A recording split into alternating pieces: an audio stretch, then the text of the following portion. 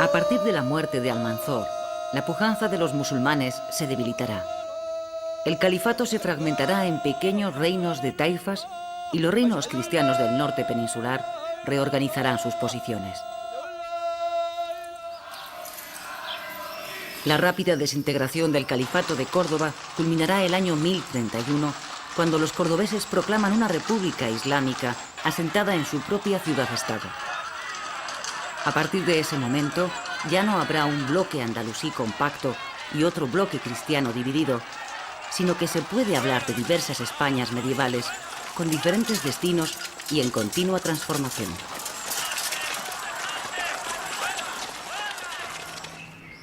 Sin embargo, el desenlace de esta larga partida aún tardará en llegar.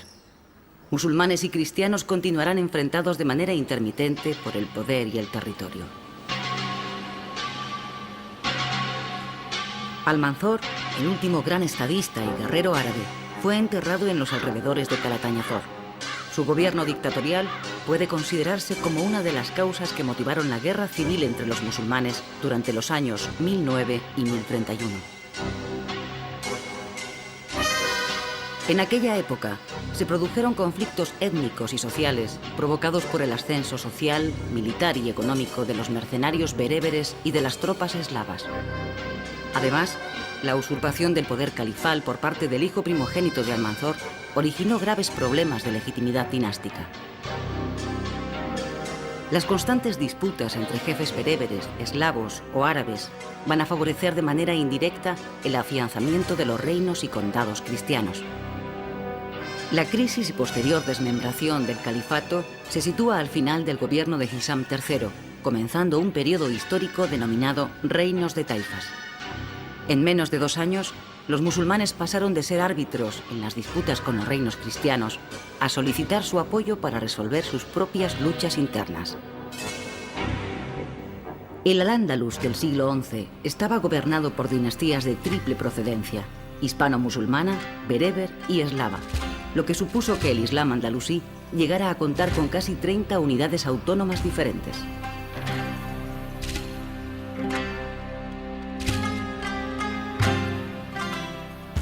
El Palacio de la Aljafería en Zaragoza, sede del actual Parlamento y Cortes del Gobierno de Aragón, fue el lugar escogido desde donde la familia de los Beni Hud gobernó la Taifa de Zaragoza, una de las muchas en que se dividió Al-Ándalus.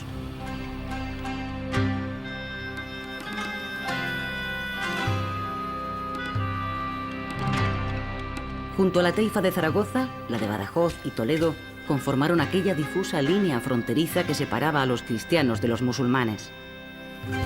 A su vez, la decadencia política de Córdoba contribuiría a la prosperidad de otras taifas como Sevilla, Almería, Valencia, Denia, Mallorca, Granada, Málaga o la misma Zaragoza.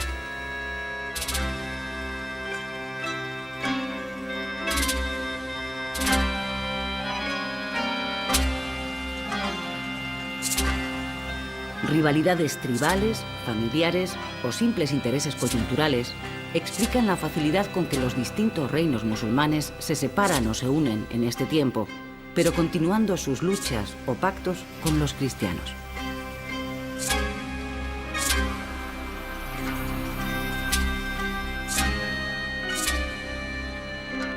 Por concesión y no por conquista, la Taifa de Albarracín pasó a manos de la familia cristiana de los Azagra, que harán de esta ciudad un señorío independiente de Castilla y Aragón desde 1170 hasta 1285, cuando es conquistada por Pedro III de Aragón.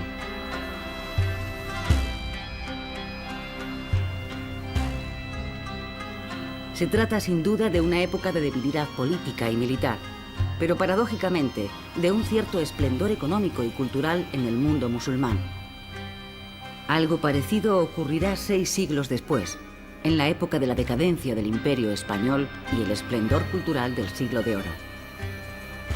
En la descripción de España por el Anónimo de Almería, siglo XII, se habla de la fertilidad de las tierras en Zaragoza. Entre cosas extraordinarias que allí acontecen, no se echa a perder nada, ni las frutas ni el trigo. He visto trigo de más de 100 años y uvas colgadas desde hacía 6 años. Es tal la abundancia de cereales, vinos y frutas que no hay en toda la tierra habitada país más fértil.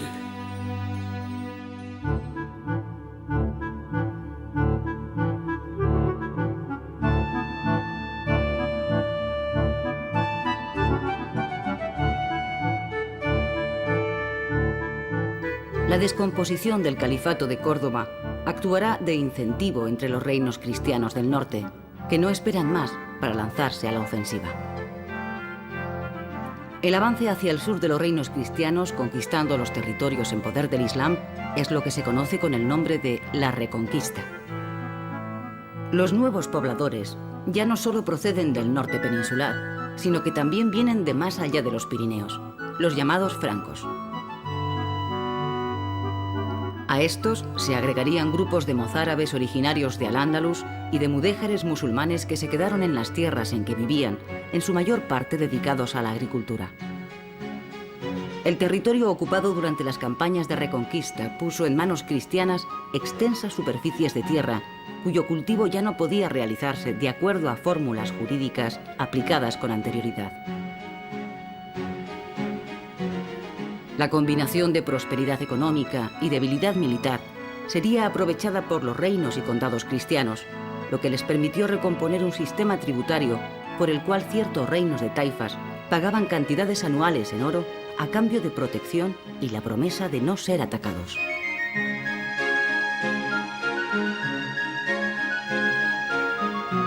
Este sistema que tanto oro proporcionaría a los cristianos se denominó régimen de parias o tributos, lo que supuso la conversión de la España cristiana en un centro de prosperidad financiera dentro del marco europeo occidental.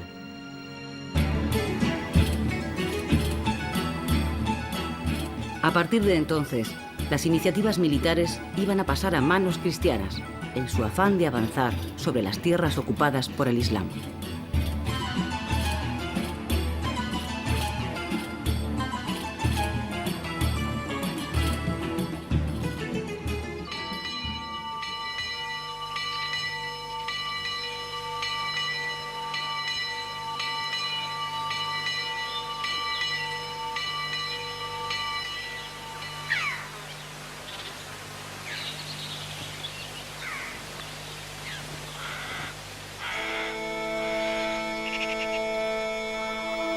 El románico es el estilo predominante en la Europa cristiana occidental en los siglos XI, XII y parte del XIII, que llega hasta Polonia, Noruega y Suecia.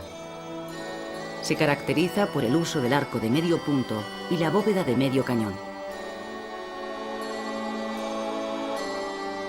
Se desarrolló al tiempo en que aparecieron las lenguas romances y el sistema feudal dominaba en dicho marco geográfico. Sus formas son cerradas y equilibradas, realizando una síntesis del substrato clásico romano, de las aportaciones bárbaro-germanas y de la espiritualidad cristiana. La estética es rudimentaria pero esencial, tosca y expresiva a la vez.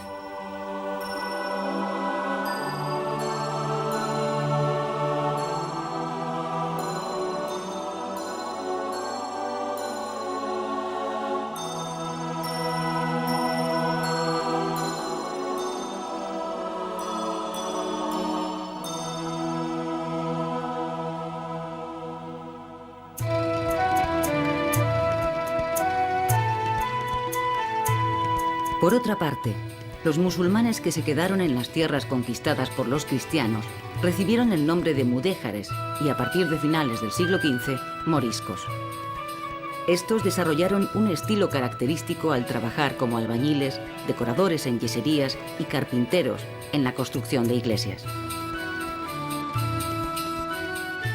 Este estilo se basó desde el punto de vista de los materiales en el uso preferente del ladrillo, la cerámica, la madera y el yeso.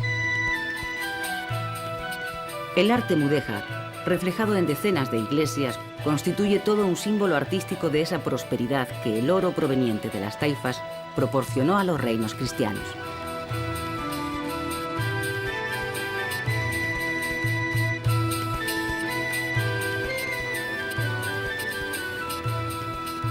Los mudéjares han dejado una huella importante en el arte, sobre todo en el llamado románico de ladrillo, que a partir del siglo XII se transformará en gótico de ladrillo.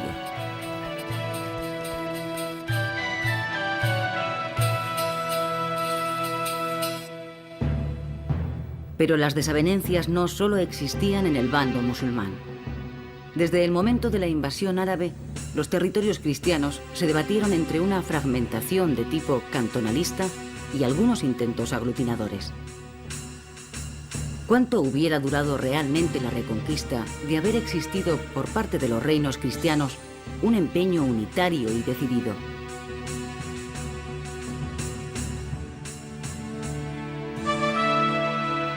En los ambientes más cultos, entre los eclesiásticos y los cortesanos, flotaba aún la idea neovisigótica, entendida como el anuncio de la restauración total de la unidad peninsular. De ahí que en repetidas ocasiones algunos de los monarcas se autodenominaran emperadores o incluso Rex Ibericus.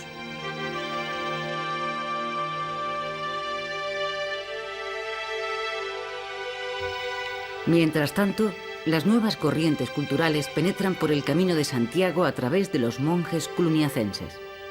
Los monjes de Cluny fueron los primeros en traspasar la frontera natural de los Pirineos, fundando un primer monasterio en los primeros años del siglo XI. No obstante, fueron los mozárabes los que promovieron el culto al apóstol, impulsando las primeras peregrinaciones al sepulcro y convirtiendo el camino en la vía cristiana más importante de intercambio cultural. San Miguel de la Escalada, a pocos kilómetros de León, es una iglesia mozárabe fundada por el rey Alfonso III el Magno. Se sabe que existió allí un pequeño y arruinado edificio sagrado habitado por un grupo de monjes mozárabes. A lo largo del siglo XI, el poder del clero se fortaleció, al tiempo que se volvía al concepto de Estado en su forma neovisigoda, señorial en unos casos y feudal en otros.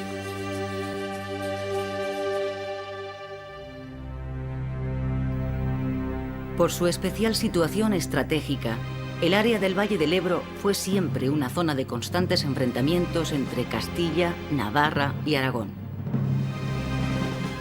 Entre los años 1054 y 1076, el reino de Pamplona asistirá a una crisis del poder monárquico que culminará con el asesinato de Sancho IV, hecho que fue aprovechado por los reyes vecinos, que eran a su vez parientes, para invadir el reino. Nájera fue la capital del reino de Pamplona durante los siglos X y XI. Los sucesivos reyes del reino de Pamplona, con posterioridad se llamarían de Navarra, no solo tendrán que participar en las luchas con los otros reinos cristianos para mantener su independencia, sino que además tendrán que combatir por mantener la corona frente a nobles y parientes. Una vez más, el interés personal y el ansia de construir de modo rápido un sólido patrimonio familiar primará sobre la idea de reino e incluso de fidelidad vasallática.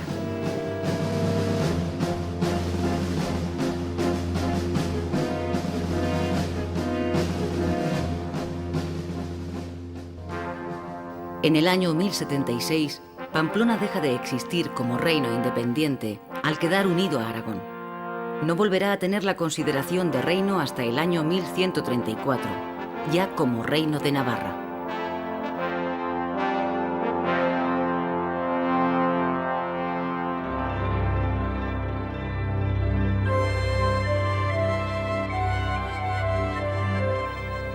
El Camino de Santiago estrechó los lazos con la cristiandad occidental, reportó intercambios económicos, artísticos y culturales, rompiendo el aislamiento de la península. Sería a través de la ruta jacobea por donde los monjes de Cluny introdujeron en Hispania el culto y la liturgia romanas que sustituirían al rito mozárabe. La expansión cluniacense y lo que tras ella vino comenzó a modificar el aspecto mozárabe islámico de la península en su zona cristiana. Cambió el tipo de escritura y el estilo arquitectónico. La literatura acudió a fuentes y formas francesas, teatro religioso, cuaderna vía. Para Cluny, España se convirtió en una segunda tierra santa, en donde podía crearse un reino como el de Jerusalén. También, a través de Navarra, la nueva reforma del Císter inició su expansión por Hispania. siendo los monasterios de La Oliva y Citero dos de los primeros centros de espiritualidad. Las comunidades cistercienses fueron en España, como en el resto de Europa, importantes células de explotación agraria. Sancho VI el Sabio se tituló por primera vez rey de Navarra en el año 1162. Antes, entre los años 1076 y 1134, el todavía reino de Pamplona se había anexionado al reino de Aragón. En este periodo de unidad navarro-aragonesa, no solo progresaron los nobles, sino que también el campesinado mejoró sus condiciones, iniciándose una racionalización del sistema impositivo con la unificación de las pechas o tributos campesinos. De ahí que la palabra pechar haya pasado a nuestros días en el sentido de pago de un tributo o asunción de una obligación.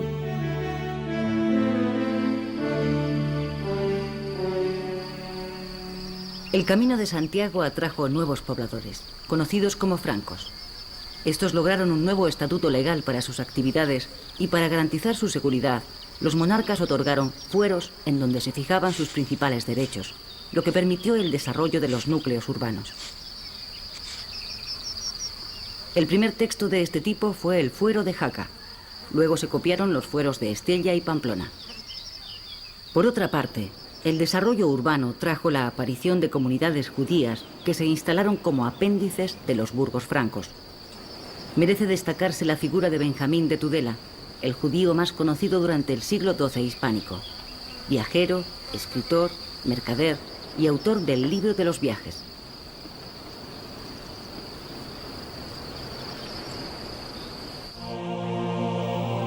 A finales del siglo VIII, el Beato de Liébana menciona por primera vez la teoría de la evangelización de Hispania por el apóstol Santiago. A principios del siglo IX, se habían identificado unos restos que yacían en un sarcófago como los del apóstol, cuyo cuerpo, según la tradición, habría sido transportado en un barco desde Jafa hasta Iria Flavia, actual término de Padrón, en la costa gallega. La construcción de una iglesia para guardar los restos del apóstol será el origen de Santiago de Compostela. En aquel periodo histórico, la figura del apóstol pudo representar para los cristianos una contestación al profeta Mahoma. El Papa Calixto III en el siglo XII concedería a Santiago de Compostela los mismos privilegios que se habían otorgado a ciudades como Roma o Jerusalén.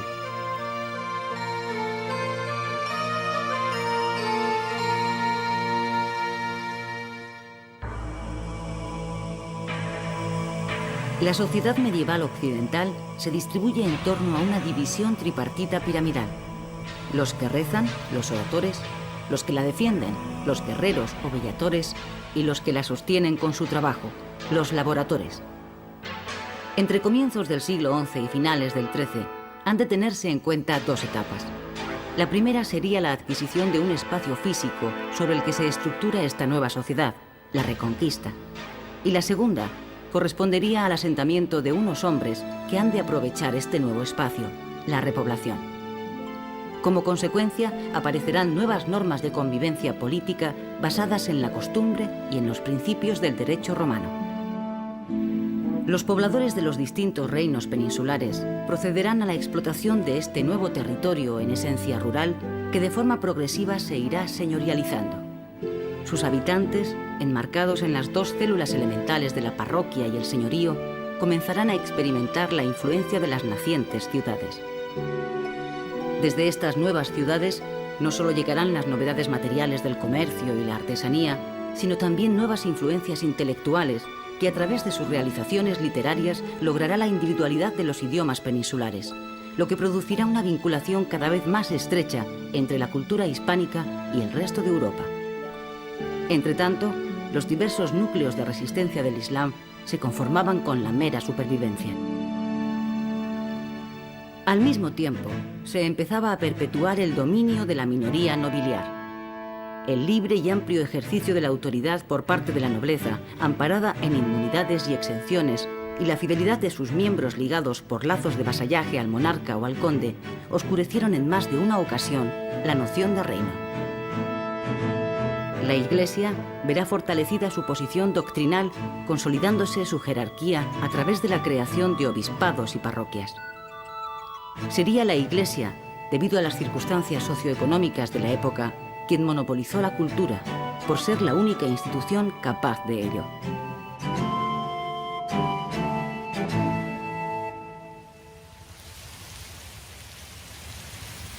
Por esta época, la figura del Cid interviene tanto en Castilla como en León, en los condados catalanes y en los reinos de taifas de Zaragoza, Lérida y Valencia, convirtiéndose en un personaje clave para entender la situación política del Levante peninsular y las relaciones fluctuantes entre el mundo islámico y el mundo cristiano. La ayuda que prestó el Cid al rey musulmán de la taifa de Zaragoza supuso la derrota de los aragoneses en Tamarite. Poco después, este legendario y misterioso personaje venció e hizo prisionero a Berenguer Ramón II de Barcelona, que había acudido en defensa de su aliado, el rey musulmán de Lérida. Los continuos bandazos del Cid, aliado tanto a los reinos de taifas como a los reyes cristianos, no empañaron sus hazañas militares. Nos preguntamos cómo habría que considerarle. ¿Un héroe épico? ¿Un mercenario? ¿Un hombre de frontera?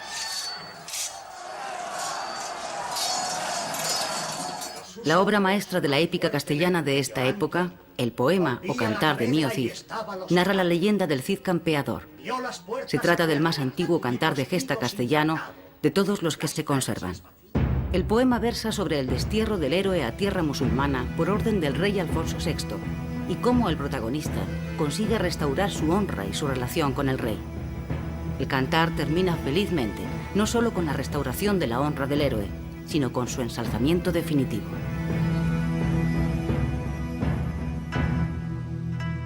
El ciego sol se estrella en las duras aristas de las armas, llaga de luz los petos y espaldaras y flamea en las puntas de las lanzas.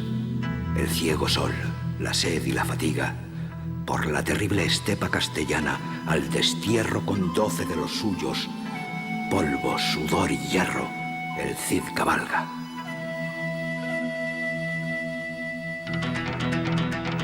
Habitantes de Al-Ándalus, espolead vuestros corceles. Detenerse ahora sería vana ilusión. Los vestidos suelen rasgarse por los bordes, pero Hispania empezó a desgarrarse por el centro. Este grito desgarrador de un poeta musulmán ante la caída de Toledo, conquistada por Alfonso VI en el año 1085, se corresponde con la importancia histórica que para los dos bandos tuvo el hecho de que la antigua capital del reino visigodo volviera otra vez a manos cristianas. El siglo XI cristiano será también el inicio de la hegemonía castellana, que como tierra fronteriza y con estructuras más democráticas sustituirá al reino de León mucho más tradicional, ligado jurídicamente al pasado visigodo y en poder de una aristocracia laica y eclesiástica.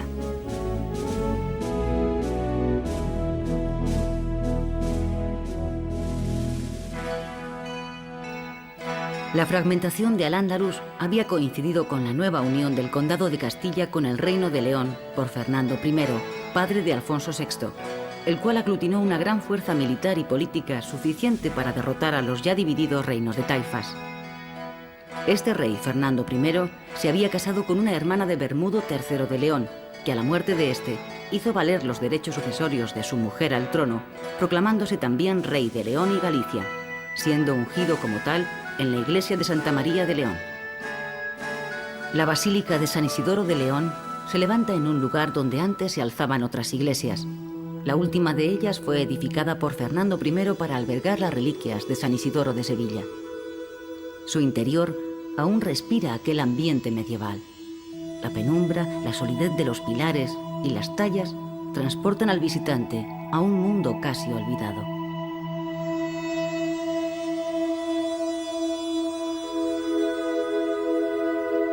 El reinado de Fernando I significó el comienzo de los esfuerzos castellanos para conseguir la hegemonía peninsular mediante una política de expansión a costa de Navarra y de las tierras del noroeste peninsular. Sin embargo, cuando la potencia militar y económica del nuevo reino de Castilla y León parecía incontestable, el testamento de Fernando I vino una vez más a fraccionar un territorio que había costado sangre y sudor unirlo. El hijo primogénito de Fernando I, Sancho II, se puso de inmediato a la reconstrucción del patrimonio paterno para lo que hubo de enfrentarse a sus propios hermanos, expulsándolos de sus territorios. No obstante, su asesinato ante los muros de Zamora, instigado por su propia hermana, Urraca, dio un vuelco a la situación. Antes de ser coronado rey, Alfonso VI tuvo que jurar en Santa Gadea de Burgos no haber participado en el asesinato de su hermano. Lo juro. Juro por San Isidoro. Quien turbar esta reunión abandonará mi reino y perderá. Alfonso VI ha sido considerado como un gran rey, no solo porque conquistara Toledo, sino porque condujo a sus reinos, como ya sucedió con Navarra y Aragón, a la plena integración de Europa, al dar todo tipo de facilidades para la penetración de la reforma de Cluny, llegando incluso a nombrar a un monje cluniacense como arzobispo de Toledo. Dentro de esta línea está el fomento de la peregrinación a Santiago, suprimiendo portazgos y facilitando los trabajos de reconstrucción de puentes del eremita Domingo de Calzada. Los reyes de Taifas rindieron su homenaje a Alfonso VI, lo que aprovecharía este monarca para investirse señor de las gentes de dos religiones o emperador de toda Hispania, renovándose así el título imperial que se atribuían los reyes leoneses.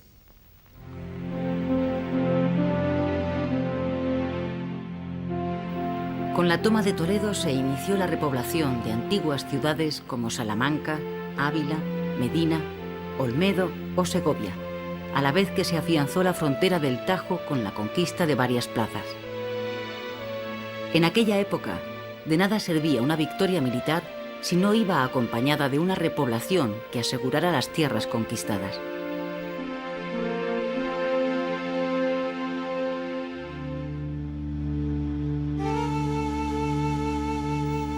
Los almorávides representaron en la historia del Magreb, y en especial de Marruecos, el predominio de una gran confederación de tribus bereberes.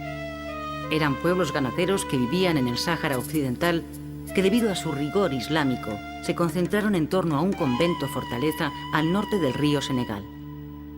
Allí comenzaron a ser llamados como los hombres del Ribat, o Almorávid, o sea, almorávides, nombre con el que serían conocidos en lo sucesivo, convirtiéndose en una confraternidad religiosa de monjes guerreros. Estos monjes guerreros, antepasados de los actuales tuaregs, avanzaron por el Sáhara y conquistaron Marruecos. Más tarde, esta confederación almorávide formaría el primer imperio marroquí andalusí con sede en Marrakech, ciudad fundada en el año 1070. La renovación espiritual y militar de Marruecos no pasó desapercibida al entonces fragmentado Al-Ándalus. De pronto se convirtieron en la ayuda que necesitaban los reinos de Taifas para frenar el avance cristiano.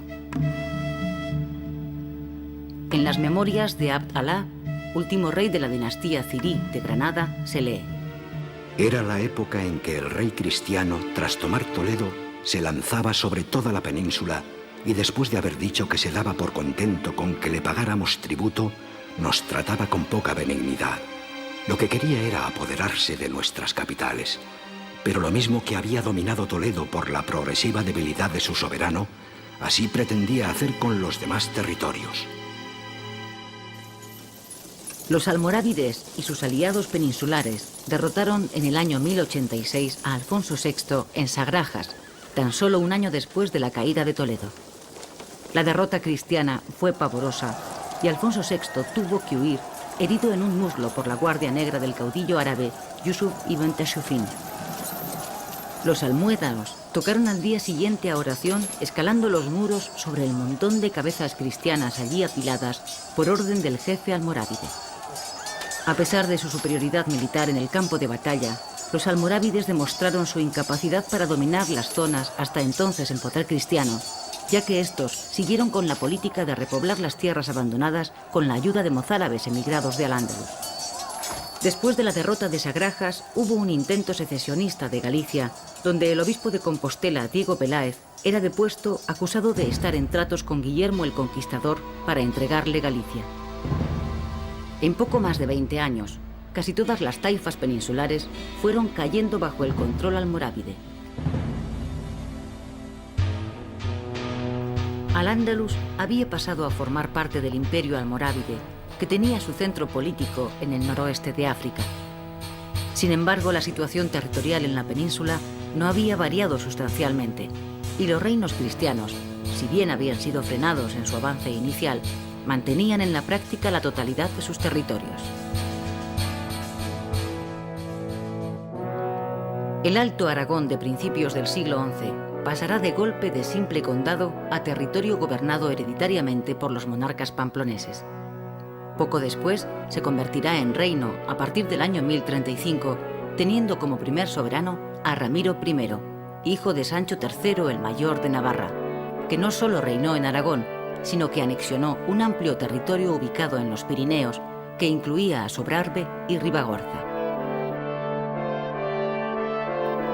La falta de alimentos para hacer frente a una sociedad que crecía muy deprisa empujó al joven reino aragonés a la conquista de las llanuras, y así se iniciaron una serie de campañas contra los musulmanes de Huesca y Lérida. La fundación de la ciudad de Jaca otorgó al Reino de Aragón su primera capital, y en el monasterio de San Juan de la Peña se estableció el panteón real de la nueva dinastía.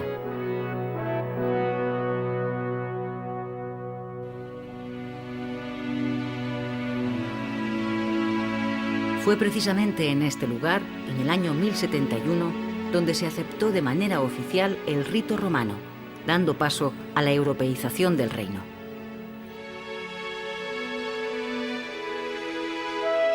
Solo 5 años después, Sancho Ramírez se convirtió en rey de Pamplona a causa del asesinato de su primo Sancho IV, el de Peñalén, uniéndose a causa de este suceso los reinos de Pamplona y Aragón.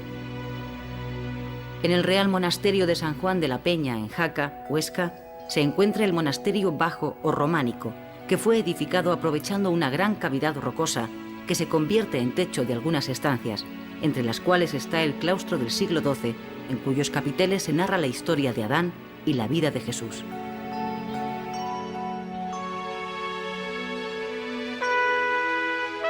El rey más importante de este periodo sería Alfonso I el Batallador. Enterrado en un principio en este castillo abadía de Montearagón, sus restos luego reposaron en San Pedro el Viejo, frente a su hermano y sucesor, Ramiro II. Alfonso I fue un monarca educado para la guerra, que vivía en permanente cruzada. Su carácter misógino hizo que fracasara enseguida su matrimonio con Urraca de Castilla, hija de Alfonso VI. En su avance hacia el sur, conquistaría Zaragoza en el año 1118, que se convirtió a partir de entonces en la nueva capital de Aragón, con sede en el Palacio de la Aljafería, en donde fijaron los reyes su residencia.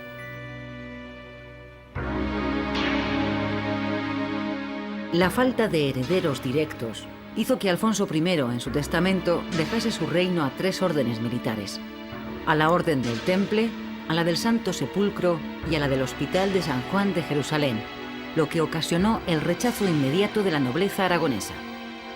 Esta, después de pactar con las 3 órdenes, situaron en el trono de Aragón a su hermano Ramiro II el Monje, mientras que los nobles navarros consiguieron desgajarse proclamando rey de Pamplona a García Ramírez el Restaurador.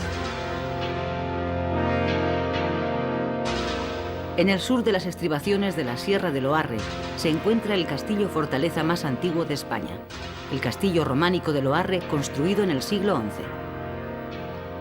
A Ramiro II el Monje, de carácter distinto al de su hermano, tuvieron que convencerle para que colgara los hábitos y abandonara su retiro en el monasterio benedictino de Saint-Pont-de-Thomières, donde se encontraba desde hacía 41 años. Sin apenas formación militar y mala salud, en un principio fue bien visto por la nobleza como un rey manejable y sin carácter, pero estos se equivocaron, ya que marginó a los nobles y buscó el apoyo de la burguesía de las ciudades. Con el fin de doblegar a los nobles, Ramiro II el Monje convocó a las Cortes Generales en la ciudad de Huesca y les expuso la idea de fundir una campana cuyo tañir resonara en todo el reino. Atraídos los nobles a palacio, hizo que verdugos de su entera confianza les fueran cortando la cabeza de un solo tajo según iban entrando. A continuación, hizo colgar las 15 cabezas del techo de una bóveda como escarmiento a la nobleza. Este acto de fuerza real por la sublevación de la nobleza en contra del rey en 1136 fue conocido popularmente como la Campana de Huesca.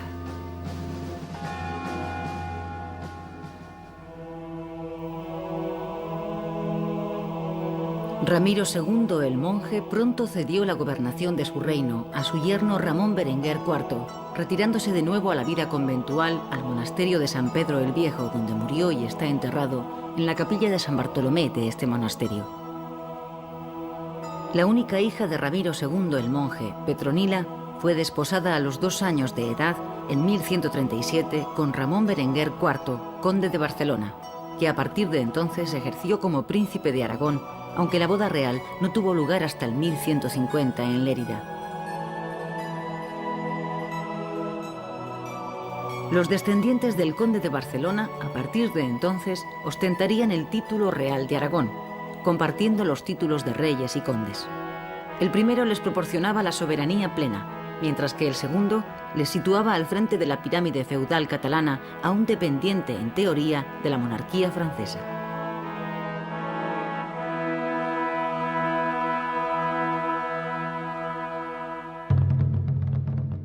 Durante el reinado de Alfonso II de Aragón, el trovador, mal llamado el Casto, proseguirá el avance hacia el sur.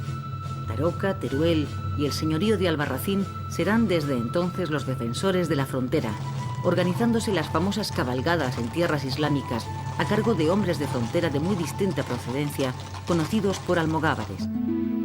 La corte de este rey fue un gran centro de cultura trovadoresca, siendo la lengua literaria el provenzal, junto al catalán y el cada vez más castellanizado aragonés.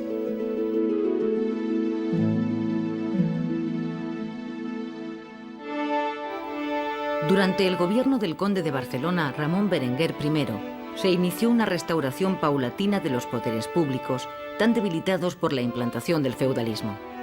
El enriquecimiento del conde de Barcelona, merced a los tributos cobrados a los musulmanes, le van a colocar en la cúspide de la pirámide feudal.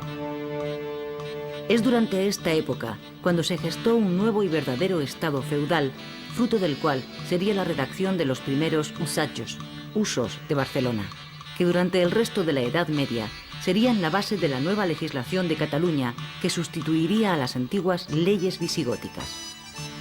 Por otra parte, la Casa Condal de Barcelona llevó a la vez una hábil política matrimonial y de adquisiciones por compra y enfeudaciones, dar un territorio en feudo, que le permitió controlar varios condados, señoríos y vizcondados en el sur de Francia, Occitania, como Carcassona y Racés.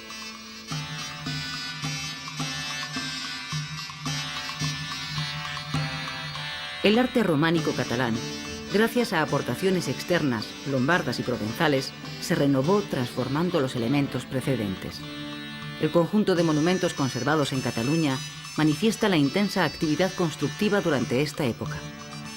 Desde finales del siglo XI, los bloques de piedra son más grandes y las paredes se levantan con piedras de talla pulimentadas por artesanos. Así se propagó un estilo inconfundible que se identificó durante varios siglos con la personalidad del país en que se había desarrollado.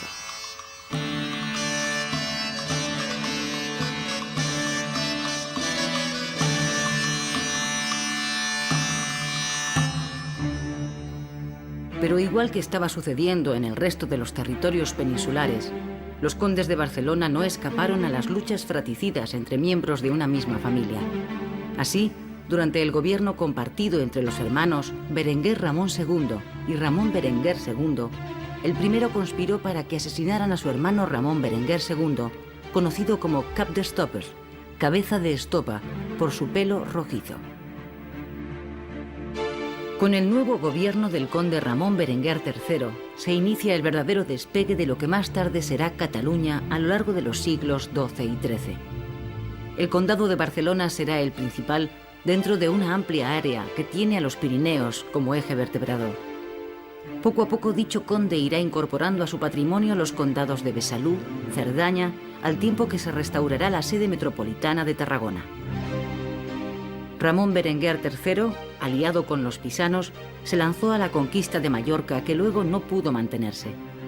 Serían precisamente los pisanos los que llamaron a Ramón Berenguer III Princeps y Dux Catalaunicus, apareciendo así por primera vez el nombre de Cataluña.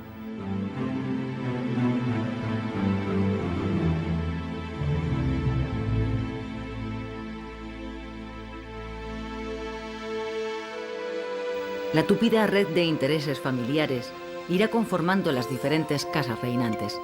Una hija de Ramón Berenguer III y por tanto hermana de Ramón Berenguer IV, Berenguela, se había casado con Alfonso VII de Castilla y León. Esta relación de hermanos políticos hizo posible el acuerdo sobre el reparto de los territorios conquistados a los musulmanes de Al-Ándalus, que se plasmó en el Tratado de Tudillén, que incluía la repartición del Reino de Navarra entre Aragón y Castilla. Este tratado se firmó en la localidad navarra de Fitero en 1151 entre Alfonso VII, rey de Castilla y León, y Ramón Berenguer IV, príncipe de Aragón y conde de Barcelona.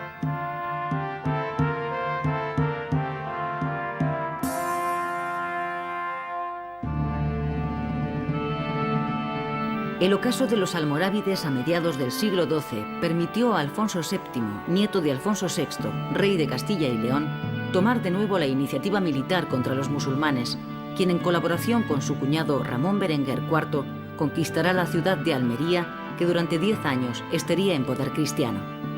Alfonso VII recuperó la vieja idea imperial de la tradición visigótica. Dentro de este periodo hay que encuadrar la coronación de este rey castellano, Alfonso VII, como emperador de España, un rey de reyes, ya que entre sus vasallos se encontraban los reyes de Navarra, Aragón, Portugal y el conde de Barcelona, además de varios monarcas musulmanes. Pero todas estas ideas imperialistas chocarán contra los poderes periféricos y sobre todo con ese sentido patrimonial endogámico de los propios monarcas o condes de repartir sus territorios entre sus hijos. Una consecuencia inesperada en esta época es la consolidación de Portugal como reino independiente. Los matrimonios de las hijas de Alfonso VI con nobles borgoñones, emparentados a su vez con el abad Hugo de Cluny, permitió que la infanta Teresa, casada con Enrique de Borgoña, recibiera un territorio situado al sur del río Miño, el condado de Portugal, que tenía como centro vertebrador el Porto Calem, hoy Oporto. Desde el primer momento surgieron las aspiraciones independentistas que no se lograron consolidar hasta que el hijo de Teresa y Enrique de Borgoña, Alfonso I Enríquez, se proclamó rey de Portugal en 1139, gracias al apoyo de un papado con clara influencia cluniacense, prosiguiendo el avance sobre los territorios musulmanes hasta configurar lo que acabaría siendo Portugal. Castilla no tuvo más remedio que aceptar el hecho consumado de la separación del reino portugués, reconociendo a Alfonso I Enríquez como soberano de Portugal en 1143, aunque con las obligaciones propias de vasallaje hacia su primo hermano, Alfonso VII.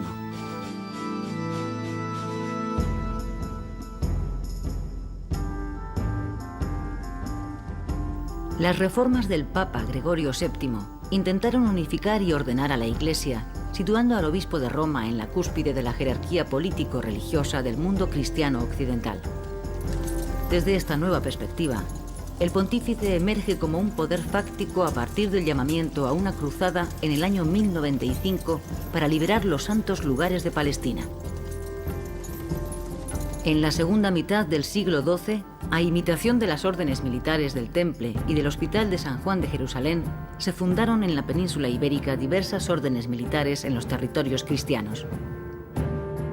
El occidente cristiano emuló en cierta manera el ímpetu religioso, la organización y la mentalidad que desde sus fortalezas convento habían propagado los almorávides desde la segunda mitad del siglo XI. El castillo de Ponferrada de León y la iglesia de la Vera Cruz pertenecieron a la orden religiosa militar del Temple. Se ha hallado una semejanza entre esta iglesia segoviana y la mezquita de Omar en Jerusalén, confundida por los cruzados como el Templo de Salomón.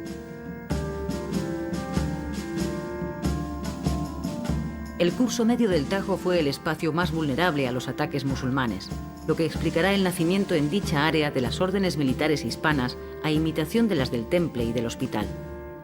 Así, en 1164 se funda la de Calatrava, unos años más tarde la de Alcántara, si bien la más famosa sería la Congregación de Frates de Cáceres, fundada en 1170, que años más tarde se colocaría bajo la advocación de Santiago y recibiría de él su nombre.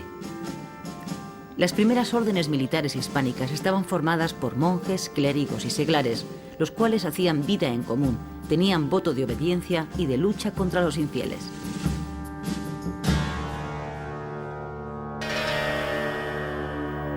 En el año 1122, un grupo bereber del Atlas había comenzado la rebelión contra los almorávides, extendiéndose en poco tiempo hacia el norte del Magreb.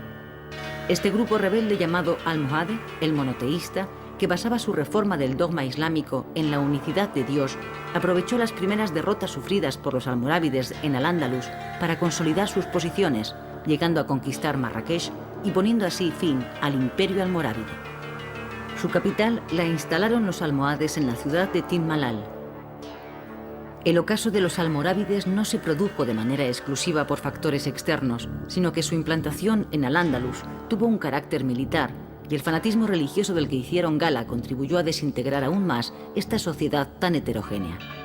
La intransigencia de los almorávides contribuyó a la emigración de numerosos mozárabes y judíos hacia tierras cristianas, provocando el descontento de la población, lo que repercutió de manera negativa en el desarrollo de las letras, las ciencias y la cultura en general.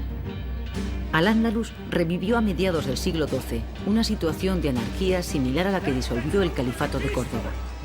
En ese momento estaban surgiendo las segundas taifas, una nueva división del poder con los diferentes reyezuelos musulmanes luchando entre sí, al tiempo que buscaban de manera alternativa el apoyo de los almorávides, de los cristianos o de los almohades.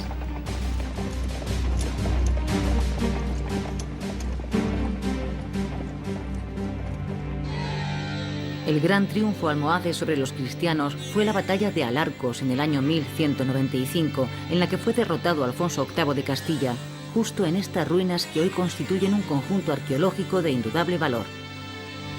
Antes, Sevilla se había convertido en la capital de este nuevo imperio, como Granada lo había sido durante el apogeo almorávide.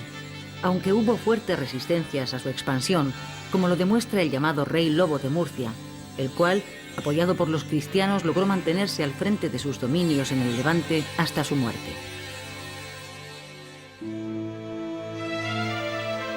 El arte almohade tiene su mejor expresión en la ciudad de Sevilla, ciudad que embellecieron con edificios como la Torre del Oro, la Giralda o el Alcázar, hoy reales alcázares. La Giralda no es otra cosa que el alminar de la antigua mezquita mayor de Sevilla, edificada en su día en el mismo lugar en donde se encuentra hoy la catedral. La parte superior de la Giralda y sus balcones adornados de columnas fueron añadidos siglos más tarde, durante el Renacimiento. Desde un punto de vista cultural, el dominio de los almohades supuso el reencuentro con la filosofía y ciencias orientales al reconocerse la supremacía de Bagdad. La época de dominación almohade puede considerarse en Al-Ándalus un periodo de progreso cultural. Si durante la etapa almorávide merece destacarse la figura de Abenpace, filósofo nacido en Zaragoza, que luego viviría en Sevilla y Granada, durante la época almohade serían Averroes y Maimónides las figuras más significativas. Averroes fue uno de los grandes pensadores que dio Al-Ándalus. Médico, filósofo y jurista cordobés, profundizó en la filosofía griega y en el pensamiento de Aristóteles. Sería a través de Averroes por donde llegó la filosofía aristotélica hasta las universidades de Europa. Al final de su vida, algunas de sus teorías filosóficas le llevaron a sufrir las consecuencias del integrismo almohade, por lo que tuvo que abandonar Córdoba para refugiarse en la localidad de Lucena. Por su parte, Maimónides está considerado como la figura capital del judaísmo en la Edad Media por su capacidad sintética y su claridad de exposición. Huyó de la persecución almohade y vivió en Fez, Egipto y Palestina. Lo mejor de su obra es la Guía de Descarriados, escrita en árabe, traducida al hebreo y a diversas lenguas europeas. Para los cristianos, el avance almohade, como antes la invasión almorávide, supuso una nueva guerra santa, a la que respondieron uniéndose frente al enemigo común, Alfonso VIII, Pedro el Católico y Sancho VII el Fuerte. Escarmentados por la derrota de Alarcos y gracias a la labor del arzobispo de Toledo, Rodrigo Jiménez de Rada, se organizó una gran cruzada, bendecida por el Papa, que sirvió para reunificar los ejércitos de Castilla, Aragón y Navarra. En el marco de Sierra Morena y en un paraje destinado a protagonizar grandes acontecimientos de la historia, tuvo lugar en el año 1212 la batalla de las Navas de Tolosa. Después de esta derrota, el ejército musulmán quedó prácticamente aniquilado y el poder almohade de la península entró en su decadencia final. Esta victoria dejaría al reino de Castilla las puertas abiertas del Valle del Guadalquivir y la hegemonía militar volvería otra vez al bando cristiano. En la batalla de las Navas hubo un momento de serio riesgo en el que el rey Alfonso VIII temió por la victoria y por su vida. El arzobispo don Rodrigo, que luchaba junto a él, narró luego sus hazañas. Señor, si a morir fuere, todos irán con busco a paraíso. Señor, si a Dios place eso, corona nos viene de victoria. Pero al final, el ejército almohade al mando de Jacob el Nasir, el Miramamolín de las crónicas cristianas, cayó derrotado.